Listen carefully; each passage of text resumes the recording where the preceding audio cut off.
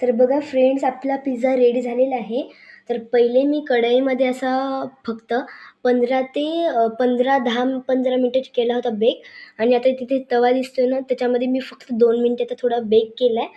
आणि आता बघा, हा आपला आहे पिझ्झा, किती छान दिसतोय. सगळं चीज बघा खूप मेल्ट झालेलं आहे. तर आता आपण याच्यामध्ये काय टाकणार आहोत, तर आहे चिली फ्लेक्स. काय करायचं, जी आपली लाल मिरची असते ना, त्याच्यामधल्या ज्या बिया असतात त्या घ्यायच्या.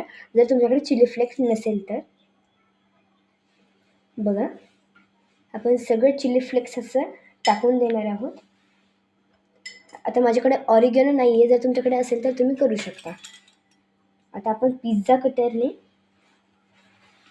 असं नीट करू शकतो. बघा, पहिले असं प्लसचं चिन्ह द्यायचं.